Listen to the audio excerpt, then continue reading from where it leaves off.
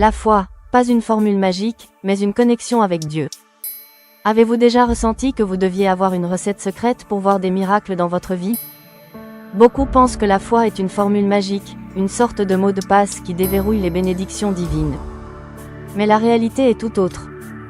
La foi, c'est bien plus qu'une simple invocation. C'est un lien profond avec la puissance divine qui rend l'impossible possible. La foi, une relation, pas un rituel.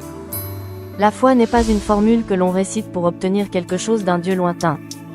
C'est une relation vivante et dynamique avec notre Créateur. Hébreux 11 verset 6 nous rappelle, « Or, sans la foi, il est impossible de lui être agréable, car il faut que celui qui s'approche de Dieu croie qu'il existe et qu'il est le rémunérateur de ceux qui le cherchent. » Cela signifie que notre foi doit être authentique, ancrée dans la confiance et la quête de Dieu.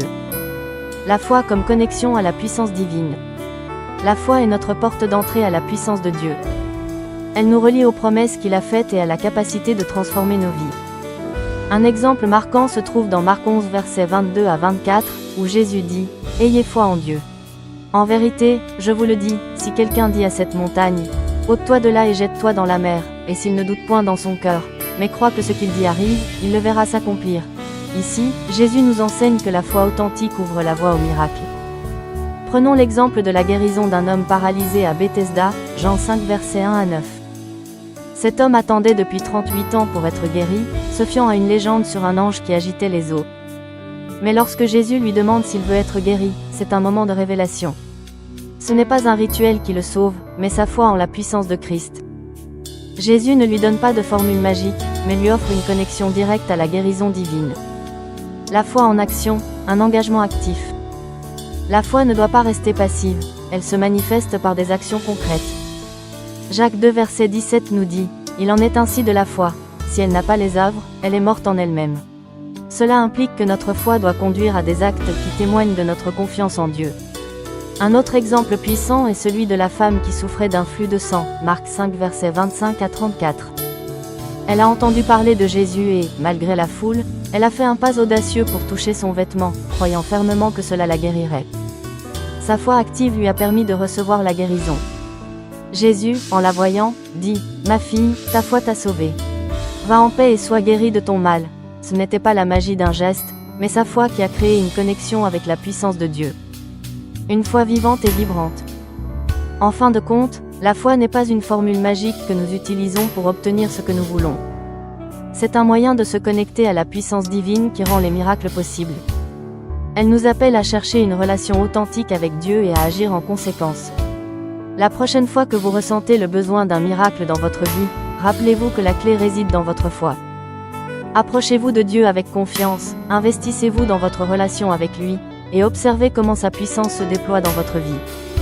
N'oublions pas que la foi authentique est un voyage. C'est une aventure qui nous pousse à aller au-delà de nos doutes et à nous connecter profondément à la source de toute puissance. Osez faire un pas de foi aujourd'hui et préparez-vous à voir des miracles se manifester. Une prière pour vous aujourd'hui. Seigneur Tout-Puissant, je viens devant toi avec un cœur rempli de gratitude et d'humilité. Tu es le Dieu de l'impossible, celui qui rend toute chose possible pour ceux qui croient. Aujourd'hui, je t'élève ma foi, aussi petite soit-elle parfois, en sachant que tu es fidèle et puissant pour agir au-delà de mes attentes.